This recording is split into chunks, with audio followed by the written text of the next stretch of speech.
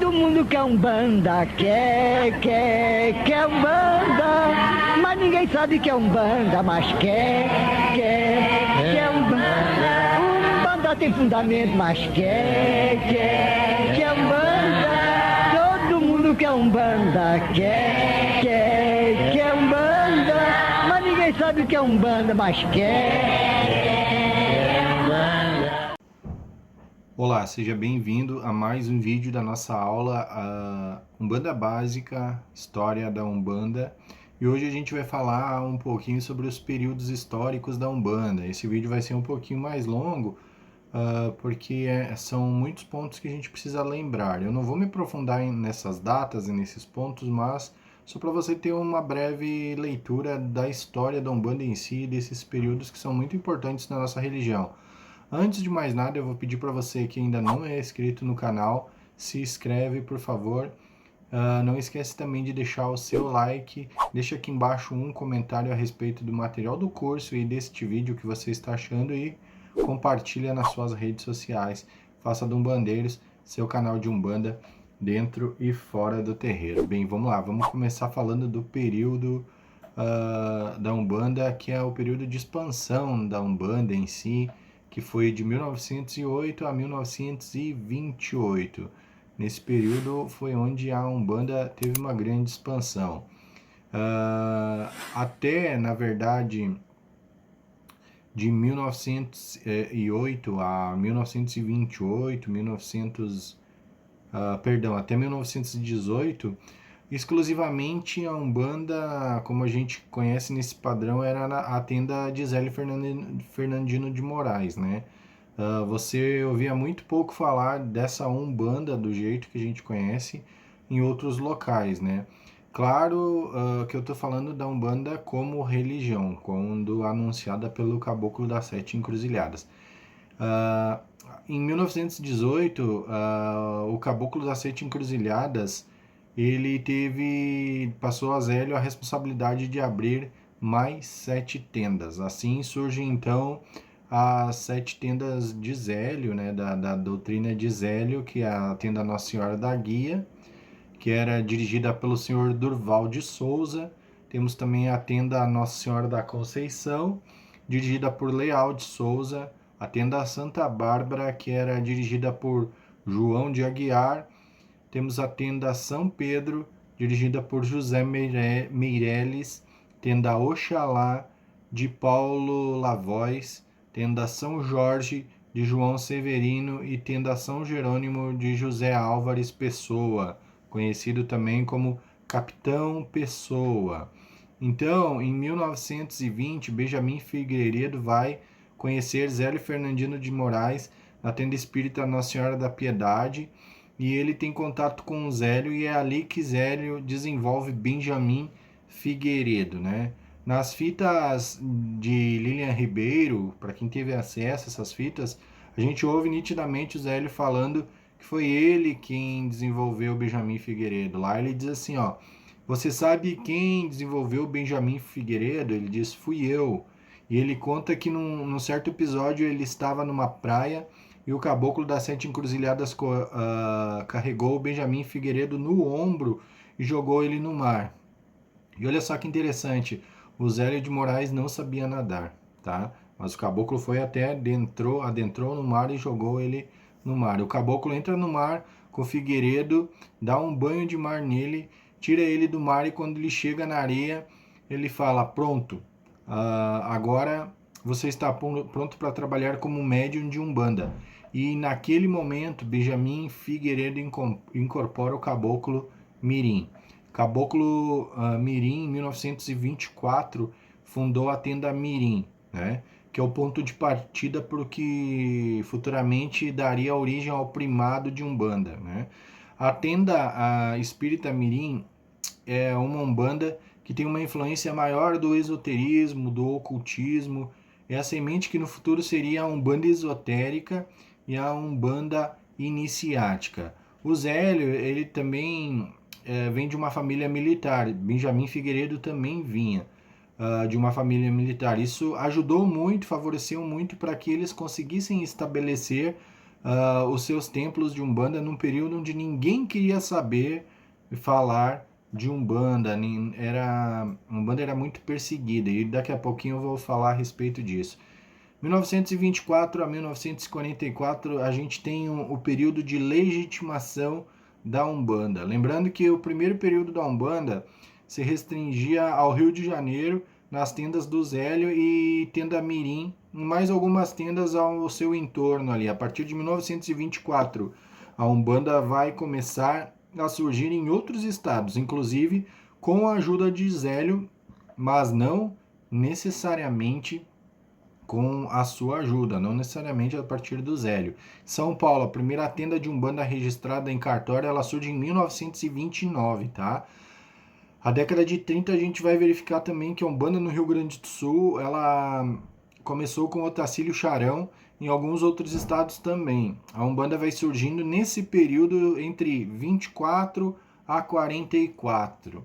E aí a gente cai aí e começa a falar de um período muito importante na história, e não só para a Umbanda, mas no Brasil, que é a Era Vargas. Entre esse período, foi um período de perseguição, tá? A Umbanda ela começa a ser perseguida junto com os cultos afro-brasileiros, e a Umbanda é colocada junto com esses cultos logo no início da década de 20, né?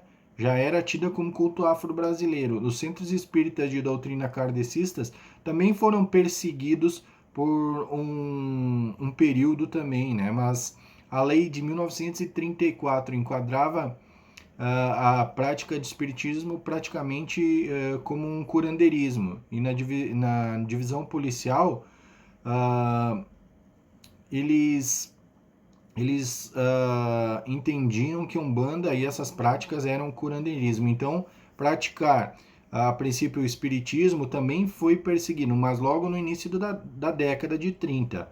O espiritismo ele foi identificado como algo aceito pelo Estado, e o espiritismo deixou de ser perseguido, ao contrário da Umbanda, tá? Então foi criado uma separação oficial ali em 1936 e surgiu uma campanha policial contra o baixo espiritismo. É aí que surge o termo baixo espiritismo, né? A Umbanda e os cultos afro eram tidos como baixo espiritismo. De 1924 a 1944, um período que tanto os públicos afro-brasileiros quanto a Umbanda, eles estão buscando se legitimar perante a sociedade como religião e deixar de ser enquadrada por charlatanismo, tá? Deixar de ser enquadrada como curandeirismo, e os médiuns eram presos naquele período, inclusive por vadiagem, assim como os capoeiristas eram presos, né?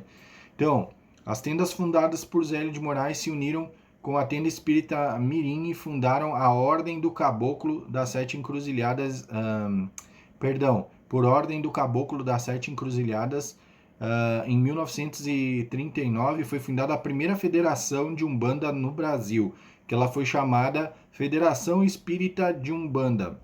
Utilização do termo espírita, porque nesse período o espiritismo já era legitimado, o espiritismo já era aceito e a Umbanda não era aceita, tá? Então por isso que o termo Federação Espírita de Umbanda, tá?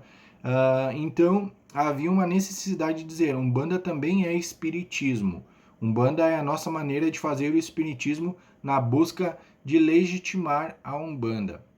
E aí realizaram um Congresso Nacional de Umbanda, de Umbanda em 1941, era Congresso Nacional do Espiritismo de Umbanda. A tenda Nossa Senhora da Piedade foi registrada em cartório em 1940, através da federação legitimada. A partir do momento que eles legitimaram a federação, a tenda Nossa Senhora da Piedade foi legitimada em cartório em 1940. O Congresso Nacional de Umbanda, eles tinham a necessidade de desafricanizar a Umbanda para que facilitasse a legitimação da Umbanda perante o governo, perante a polícia. Em 1941 surgiu uma tese apresentada pelo Dr. Diamantino Trindade, pelo Dr. Diamantino, representando a tenda espírita Mirim, surgiu a tese da Aumbandan, tá? Foi nessa época que a tese da Umbanda surgiu, que era com intenção maior de ajudar também a Umbanda a se legitimar como uma religião nesse processo também de desafricanização da Umbanda. E a partir de 44, os terreiros de Umbanda eles passam a ser registrados em cartório, tá bom? Então, Leal de Souza ele foi um articulador intelectual fundamental para essa legitimação doutrinária da religião de Umbanda. Eles fizeram o trabalho monumental para conseguir realizar, então, esse congresso e a legitimação da religião. Foi através da articulação estratégica de Leal de Souza, que foi o mentor intelectual desse período aí. E aí a gente já vai entrando no outro período, que é o boom da Umbanda, a explosão, é o período de expansão, de 1945 a 79, né? Então aí a gente tem vários adventos que vão acontecendo e dando destaque para a Umbanda. Por exemplo, em 1946, Jorge Amado, que frequentava o Ilê Axé, o Pofonjá, da Mãe Senhora, declarado Obá de Xangô, consegue, ele, o Jorge Amado, enquanto deputado, ele consegue a Lei de Liberdade Religiosa em 1943. Então, o escritor e deputado Jorge Amado consegue a Lei de Liberdade Religiosa. Agora os terreiros eles têm então o estatuto e começam a surgir as federações de Umbanda. E elas vão criando um movimento chamado Movimento Federativo, tá? Então aí a Umbanda já começa a poder trabalhar e ser aceita porque afinal já surge uma lei. Em 1949 criou o primeiro jornal de Umbanda chamado Jornal de Umbanda, né? É redundante, mas este é o primeiro jornal da religião de Umbanda. E aí logo depois, em 52, Benjamin Figueiredo vai fundar o Primado de Umbanda. Na mesma data, Tata Tancredo surge com a Federação Espírita de Umbanda. Então, as duas principais vertentes de Umbanda do Rio de Janeiro, representada de um lado pela Federação do Zélio de Moraes, mas a Federação do Primado de Umbanda de Benjamin Figueiredo, tende mais para o espiritismo, né? E lutou primeiro no primeiro congresso pela desafricanização da Umbanda. Tata Tancredo, com a Federação Espírita de Umbanda, com uma vertente africanista dentro da Umbanda, foi o precursor da Umbanda Omolocô ou do movimento de Omolocô dentro da religião de Umbanda. Então Tata Tancredo aí trazia uma visão inclusiva de outros cultos, mas não vendo como uma mistura, e sim como uma denominação geral, né? Ele inclui ali na Umbanda, ele inclui o Candomblé inteiro dentro da Umbanda, ele inclui o Catimbó inteiro dentro da Umbanda e todos os outros cultos afro-brasileiros dentro da Umbanda. Essa é a visão do Tata Tancredo. Ele não está falando da mistura, ele está falando que esses cultos são a religião de Umbanda, também são Umbanda, tá? Então essa visão mais africanizada e inclusiva de Tata Tancredo. No Rio de Janeiro eles eram declaradamente opositores, opostos na questão ideológica, porque um lado trazia a desafricanização, o outro trazia a questão da inclusão, inclusive a africanização da Umbanda. Isso durou apenas até a data de 1956, quando as duas vertentes de Umbanda no Rio de Janeiro, a vertente africanista de Tata Tancredo e a vertente mais espírita de Zélio de Moraes e Benjamin Figueiredo, se uniram em 1956 para criar o Colegiado Espírita Cruzeiro do Sul. Aí, então, o pessoal demora um pouco para entender e fica às vezes se perguntando, mas por que esses dois lados, por que essas duas federações que eram opostas se uniram?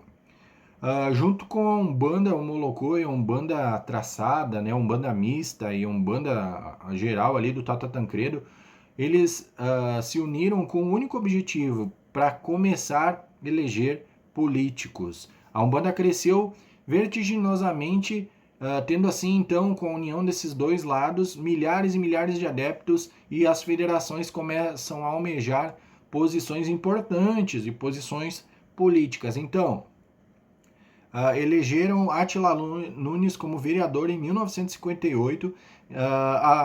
Inclusive tem que fazer um adendo aqui que a família Átila Nunes, ela até hoje trabalha politicamente defendendo a religião de Umbanda. Depois de Átila Nunes veio Átila Nunes Filho, Átila Nunes Neto e hoje Alexandre Átila Nunes é um dos nossos representantes políticos da religião de Umbanda e são ativistas muito fortes na questão social e defendendo muitas causas importantes, né?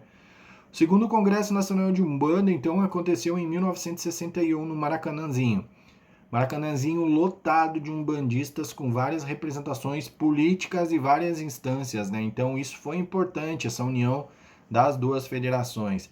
A primeira federação de Umbanda foi fundada em 1942 por Pai Jaú, mas não foi registrada no cartório, tá? É isso que a gente precisa lembrar aqui. Essa federação chamou-se Liga de São Jerônimo e tinha à frente Pai Jaú, o pai Sebastião da Costa e Tenente Vareda. A Liga de São Jerônimo, então, fundada em 1942. Infelizmente, ela não foi registrada em cartório, então por isso que as pessoas acabam não considerando ela historicamente, mas a gente precisa registrar aqui sim, que foi a primeira federação, né, de Umbanda. Em 1953, então, a primeira federação de Umbanda registrada no cartório foi a Federação Umbandista do Estado de São Paulo, a FUESP, do senhor Alfredo Costa Moura. Em 1955, a federação, que é a União das Tendas de Umbanda e Candomblé, que até hoje tem à sua frente o seu fundador, Pai Jamil Rachid. Em 1960, a gente tem Félix Nascentes Pinto, fundou o Primado de Umbanda em São Paulo, que até hoje existe e é presidido pela Mãe Cidinha. Nós temos também em 1961 a fundação do Cruzado Federativo de Umbanda. Em 1961, com o segundo Congresso de Umbanda do Rio de Janeiro, foi criada a SOESP, Superior Órgão de Umbanda. Tem que lembrar também que em 1960 foi fundada a Cúpula Nacional de Umbanda. Em 68, fundada a União Regional dos Umbandistas da Zona Oeste de Osasco pelo saudoso Pedro Furlan, que foi um dos responsáveis pela festa de Iemanjá que se estabeleceu na Praia Grande. Em 1969, é fundado também a União Regional Umbandista pelo senhor Hilton de Paiva Tupinambá. Mais tarde, criaria a SOCESP, o Supremo Órgão de Umbanda e Candomblé do Estado de São Paulo. Em 1971, foi criada a Associação Paulista de Umbanda, fundado por Demétrio Domingues. Em 73, foi criada a Federação Umbandista da Grande ABC, com o pai Ronaldo Linares, e ele teve a oportunidade de conhecer Zélio Fernandino de Moraes, com quem que conviveu diretamente com o pai Ronaldo, que é responsável, inclusive, por tornar conhecida essa toda a história que a gente sabe hoje do Zélio, pois na década de 60, 70 se praticava muito Umbanda em São Paulo e muito Umbanda no Brasil inteiro, mas quase ninguém falava dessa história, da anunciação da Umbanda por Zélio Fernandino de Moraes.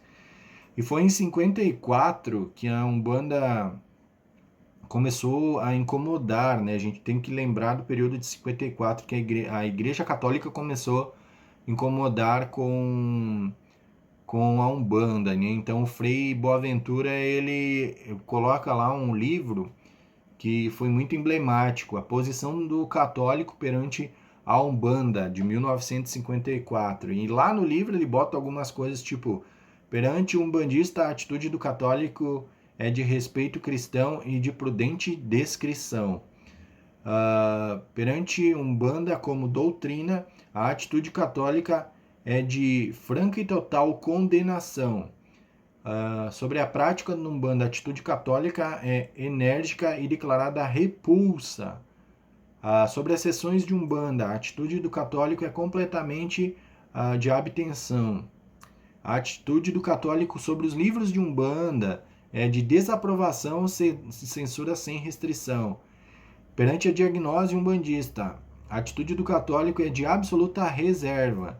E também publicou um livro chamado Umbanda do Brasil e Orientação para Católicos. Ou seja, a Igreja Católica estava se incomodando com a Umbanda. Então, em 69, durante a gestão do prefeito Dozinho da Praia, lá no município de Praia Grande, onde havia acabado de se emancipar a cidade de Santos, surgiu a festa de Iemanjá, na qual todas as federações de Umbanda participavam, tá? Então, nesse período de expansão, todo mundo praticava Umbanda de uma maneira ou de outra. Então, a gente via na televisão, a gente via também Clara Nunes cantando os pontos de Umbanda. Era muito comum também Martinho da Vila cantando pontos de Umbanda, Elis Regina cantando para Caboclo, para Preto Velho. Então, esse período de expansão ele foi muito importante para a divulgação da religião de Umbanda. Eu sei que o vídeo foi um pouquinho longo, mas é necessário que a gente tenha aqui pontuado esses períodos da Umbanda, e provavelmente eu vou fazer mais um vídeo aqui falando um pouquinho desses períodos, porque tem algumas datas que a gente não pode esquecer, alguns eventos que a gente não pode esquecer, tá bom? Se você ainda não é inscrito no canal, se inscreve, não esquece de deixar o seu like, deixa aqui embaixo o comentário se você tinha conhecimento de alguma dessas datas e também compartilha nas suas redes sociais. Não esquece de dar um apoio no canal, se você quiser ser membro do canal, vai ser muito bem-vindo. Obrigado por você que assistiu o nosso curso Umbanda Básica até aqui. Meu agô para quem é de agô, meu saravá para quem é de saravá, meu motumbá, meu mucuyu, meu colofé, axé, namastê e meu fraterno saravá para todos.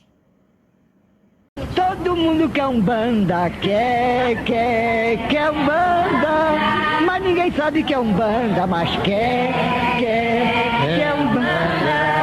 Umbanda tem fundamento, mas quer Umbanda. Todo mundo quer Umbanda, quer Umbanda, mas ninguém sabe que é Umbanda, mas quer